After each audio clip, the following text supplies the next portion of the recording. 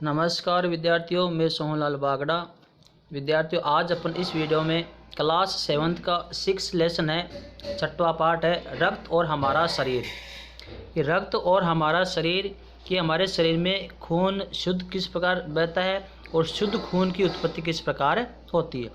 तो रक्त और हमारा शरीर है, इसके बारे में अपन अध्ययन करेंगे। दिव्या अनिल की छोटी बहन है। यूँ तो वह शुरू से ही कमज़ोर थी। दिव्या अनिल की छोटी बहन थी, वो शुरू से ही कमज़ोर है, शरीर में दुबली पतली है, लेकिन इधर उधर कुछ दिनों से उसे हर समय थकान महसूस होती रहती है।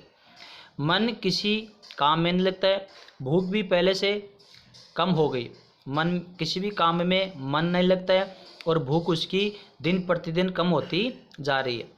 अस्पताल में उसे डॉक्टर ने देखा तो कहा, लगता है दिव्या के शरीर में रक्त की कमी हो गई है, खून की कमी हो गई, जरा जांच कराकर देखते हैं। यह कहकर उन्होंने दिव्या को रक्त की जांच के लिए पास में एक कमरे में भेज दिया। वहां अनिल को अपनी ही जान पहचान की डॉक्टर दीदी दिखाई दी। अनिल दिव्या का भाई है। डॉक्टर दीदी ने कहा, कहो अनिल, कैसे आना हुआ। डॉक्टर दीदी थी, वो अनिल की पहचान की थी और वह अपनी बहन दिव्या को दिखाने गया था। तो अनिल ने बताया, डॉक्टर ने दिव्या को खून की जांच के लिए आपके पास भेजा है। इतना सुनते ही डॉक्टर दीदी ने दिव्या की उंगली से रक्त की कुछ बूंदें एक छोटी सी शीशी में डाल दी और स्लाइड पर लगा दी। फिर अनिल से बोली, अनिल तुम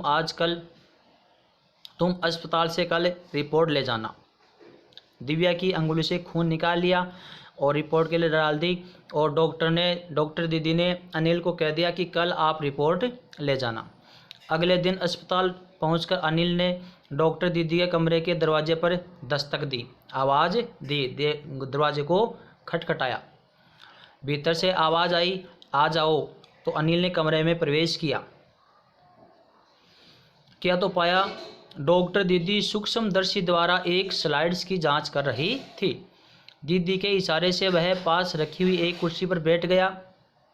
स्लाइड की जांच पूरी होने पर डॉक्टर दीदी ने साबुन से हाथ धोए और तौलिए से पोंछते हुए बोली, अनिल, दिव्या को एनीमिया है। दिव्या को क्या हो गया? एनीमिया हो गया है। चिंता की बात नहीं है, कुछ दिन दवा लगेगी तो ठीक हो जाएगी। अनिल के मन में जिज्ञासा हुई। वह बोला, दीदी एक सवाल पूछूं आपसे मैं? हाँ, क्यों नहीं, डॉक्टर दीदी ने कहा।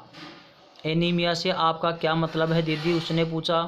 यह जानने के लिए तुम्हें रक्त के बारे में जानना होगा, डॉक्टर दीदी ने कहा।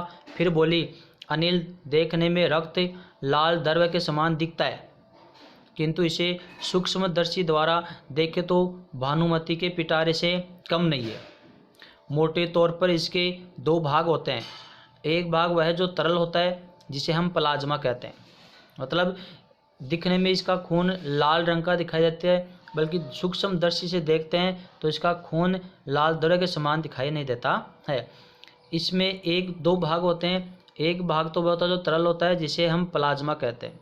दूसरा वह है जिसमें छोटे बड़े कई तरह के कण होते हैं, तो कुछ लाल, कुछ सफ़ेद और कुछ ऐसे जिनका कोई रंग नहीं होता है, जिन्हें बिंबाणु कहते हैं। एक को कहते हैं प्लाज्मा और दूसरे को कहते हैं बिंबाणु।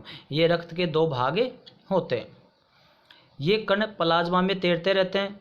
इतना कहकर डॉक्टर दीदी ने सूक्ष्मदर्शी के नीचे एक स्लाइड लगाई और उसे फोकस किया और बोली, देखो अनिल, सूक्ष्मदर्शी द्वारा जो कण तुम्हें दिखाई दे रहे हैं, यह है लाल रक्त कण।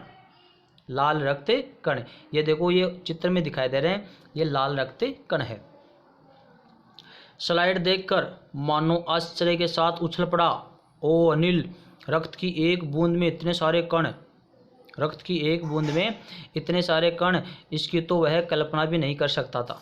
वह बोला, इन्हें देखकर तो ऐसा लगता है मानो बहुत सी छोटी छोटी बालूशाही रख दी गई हो। खाने वाली होती है बालूशाही। हाँ, दीदी बोली, लाल कण बनावट में बालूशाही की तरह होते हैं, गोल और दोनों तरफ अवतल, यानी बीच में दबे हुए। रक्त की एक बूंद में इनकी संख्या लाखों में होती है। यदि हम 1 मिलीमीटर रक्त ले तो उसमें हमें 40 से 50 लाख कण मिलते हैं। एक रक्त की एक मिलीमीटर रक्त में 40 से 50 लाख ये लाल रंग के कण होते हैं। इनके कारण ही हमें रक्त लाल रंग का नज़र आता है। ये कण शरीर के लिए दिन रात काम करते हैं। सांस लेने पर साफ हवा से जो ऑक्सीजन तुम प्राप्त करते हो उसे शरीर के हर हिस्से में पहुंचाने का काम इन कणों का ही है। इनका जीवन काल लगभग 4 महीने का होता है। जो ये लाल रक्त कणिकाएं होती है इनका जीवन काल 4 महीने का होता है। 4 महीने के होते होते ये नष्ट हो जाते हैं, लेकिन एक साथ नष्ट नहीं होते हैं, ये धीरे धीरे नष्ट होते रहते हैं। इनको कहते हैं लाल रक्त कणिकाएं। कुछ आज, कुछ कल, कुछ उससे अगले दिन, इस प्रकार से नष्ट होते रहते हैं। तब तो कुछ ही महीनों में ये ख़त्म हो जाते होंगे। अनिल ने डॉक्टर दीदी से ये बात पूछी। यह सुनकर डॉक्टर दीदी मुस्कुरा उठी और बोली, नहीं, ऐसा नहीं होता है। शरीर में हर समय नए कण बनते रहते हैं जो नष्ट कणों का स्थान ले लेते हैं। जैसे जैसे लाल रक्त कणिकाएं नष्ट होती है उनके स्थान पर नए लाल रुधिर कणिकाएं बनती रहती है, उत्पन्न होती रहती है। हड्डियों के बीच के भाग अस्थि मज्जा में ऐसे बहुत से कारखाने होते हैं जो रक्त कणों के निर्माण कार्य में लगे रहते हैं।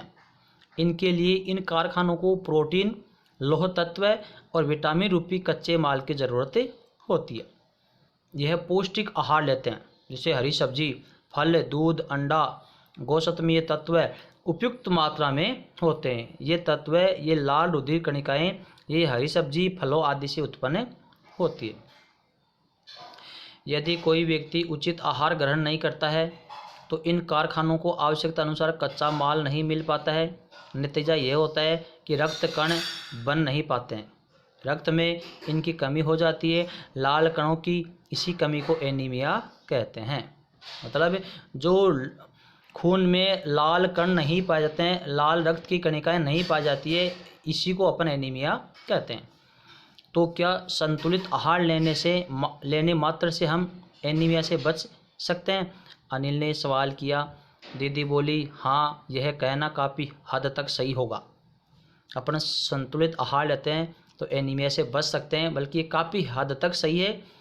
ये तो एनीमिया बहुत से कारणों से हो सकता है, किंतु हमारे देश में इसका सबसे बड़ा कारण है पौष्टिक आहार की कमी, कि अपन संतुलित या शुद्ध आहार नहीं लेते हैं, शुद्ध खाना नहीं खाते हैं। इसकी कमी से अपने शरीर में एनीमिया रोग होता है। इसके अलावा इस रोग का एक बड़ा कारण है पेट में कीड़ों का हो जाना। पेट में कीड़े पड़ जाते हैं। ये कीड़े प्राय दूषित जल और खाद्य पदार्थों द्वारा हमारे शरीर में प्रवेश करते हैं। ये कीड़े दूषित जल और खाद्य पदार्थ के द्वारा हमारे शरीर में प्रवेश करते हैं, तथा इनसे बचने के लिए यह आवश्यक है कि हम पूरी सफाई से बनाए गए खाद्य पदार्थ को ग्रहण करें, अच्छा शुद्ध खाना ही खाए, भोजन करने से पूर्व अच्छी तरह से हाथ धो ले और साफ पानी ही पिए। और हाँ अनिल, एक किस्म के कीड़े भी हैं जिनके अंडे जमीन की ऊपरी सतह में पाए जाते हैं। इन अंडों से उत्पन्न हुए लार्वे त्वचा के रास्ते शरीर में प्रवेश कर आंतों में अपना घर बना लेते हैं। कुछ अंडे जमीन की ऊपरी सतह पर होते हैं और इन अंडों से जो बच्चे उत्पन्न होते हैं, जो हमारे त्वचा में रोम होते हैं, उन रोम के माध्यम से हमारे शरीर में प्रवेश कर जाते हैं और आंतों में जाकर के अपना घर बना लेते हैं, आंतों को संक्रमित कर देते हैं। इनसे बचने का सहज उपाय है कि शौच के लिए हम शौचालय का प्रयोग करें, इधर उधर नंगे पैर न घूमें। दीदी, यह तो बहुत ही महत्वपूर्ण बात बताई आपने। अनिल बोला, वह पल भर सोच में डूबा रहा। फिर बोला, आपने बताया था कि रक्त में सफ़ेद कण और बिंबाणु भी होते हैं, शरीर में उनका क्या काम है? कि रक्त के सफ़ेद बिंबाणु होते हैं, उनका शरीर में क्या काम होता है?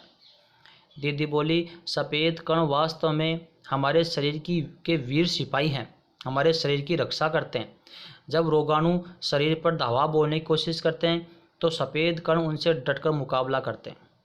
जो सफ़ेद कणिकाएं होती है और एक लाल कणिकाएं होती है, तो सफ़ेद कणिकाएं रोगों से विरोध करता है, रोग प्रतिरोधक क्षमता को बढ़ाते हैं। जहाँ तक संभव हो पाता है कि रोगाणु को भीतर घर नहीं करने देते हैं। बस संक्षेप में ये मान लो कि वे बहुत से रोगों से हमारी रक्षा करते हैं। और बिंबाणुओं का काम यह है कि चोट लगने पर रक्त जमाव क्रिया में मदद करते हैं। जैसे हमारे शरीर पर कोई घाव हो जाता है, कोई चोट लग जाती है, कोई प्रहार हो जाता है, उसे खून बहता है, तो खून में थक्का जमाने का, खून पर थक्का जमाने का काम करते हैं, जिससे खून रुकना बंद हो जाता है, वो खून बहना बंद हो जाता है। रक्त के तरल भाग प्लाज्मा में एक विशेष किस्म की प्रोटीन होती है जो रक्त वाहिका की कटी फटी दीवार में मकड़ी के जाले के समान एक जाला बुन देती है। बिंबाणु इस जाले से चिपक जाते हैं और इस तरह दीवार में आई दरार भर जाती है, जिससे रक्त बाहर निकलना बंद हो जाता है।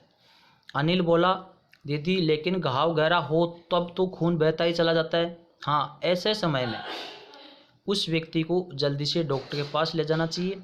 ज़रूरत समझने पर ऐसी स्थिति से निपटने के लिए कुछ टाँके भी लगाने पड़ सकते हैं। हमारा छोटे मोटे घाव को तो ये बिंबाणु है, ये अपना थक्का जमा करके रक्त को जमाव करके बंद कर देते, बहने से रोक लेते हैं। किंतु डॉक्टर के पास पहुंचने तक के समय में चोट के स्थान पर कसकर एक साफ कपड़ा बांध देना चाहिए। दबाव पड़ने से रक्त का बहना कम हो जाता है, जो उस व्यक्ति के लिए काफ़ी लाभप्रद सिद्ध हो सकता है। किंतु अगर बहुत अधिक रक्त बह जाए तो उसे रक्त चढ़ाने की आवश्यकता भी पड़ सकती है। दीदी ने समझाते हुए कहा, अगर किसी व्यक्ति के शरीर पर ज़्यादा चोट प्रहार हो जाता है और खून अधिक बह जाता है तो उसको खून चढ़ाने की आवश्यकता भी पड़ती है, ये डॉक्टर दीदी ने अनिल को कहा। अनिल ने कहा, क्या ऐसे समय में किसी भी व्यक्ति का खून काम आ सकता है? दीदी बोली, अनिल, हर किसी का रक्त एक सा नहीं होता है। कुछ विशेष गुणों के आधार पर रक्त को चार मुख्य वर्गों में बांट दिया गया है। ज़रूरतमंद व्यक्ति के रक्त समूह की जांच करने के बाद ही उसी रक्त समूह का खून चढ़ाया जाता है। अदर श्रेणी का दूसरी श्रेणी का खून नहीं चढ़ाया जा सकता। लेकिन ज़रूरत के समय यदि उस रक्त समूह का कोई व्यक्ति नहीं मिले, तब अनिल ने पूछा कि जब ज़रूरत पड़े तो दोनों का खून मैच नहीं करता हो, तब ऐसी परिस्थिति में क्या करें? ऐसी आपात स्थिति के लिए ब्लड बैंक बनाए गए हैं। हर अस्पताल में ब्लड बैंक होते हैं। प्राय हर बड़े अस्पताल में इस तरह के बैंक होते हैं, जहां सभी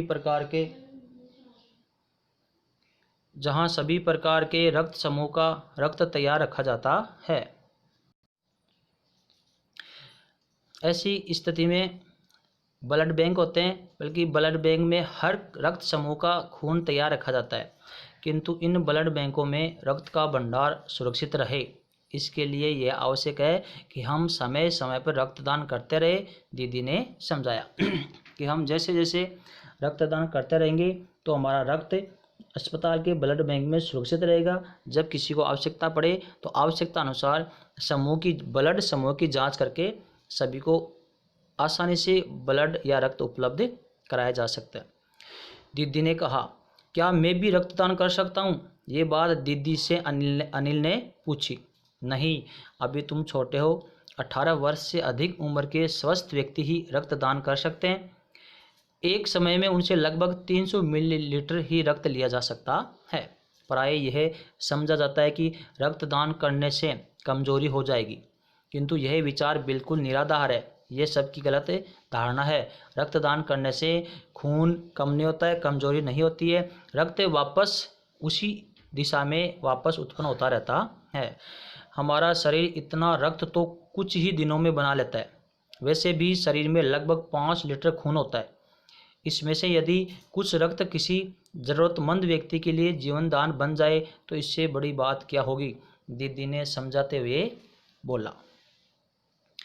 फिर तो बड़ा होने पर मैं नियमित रूप से रक्तदान किया करूँगा, अनिल ने यह बात कही। तो दीदी ने कहा, शाबाश अनिल। डॉक्टर दीदी ने अनिल की पीठ थपथपाते हुए कहा कि शाबाश, आप अपने शरीर का ध्यान रखते हुए रक्तदान कर सकते हैं। इसलिए रक्त और हमारे शरीर का काफ़ी घनिष्ठ संबंध है कि स्वस्थ शरीर में स्वस्थ संतुलित आहार भोजन के आधार पर ही स्वस्थ खून का निर्माण होता है। इसलिए रक्त और हमारे शरीर में घनिष्ठ संबंध है। धन्यवाद।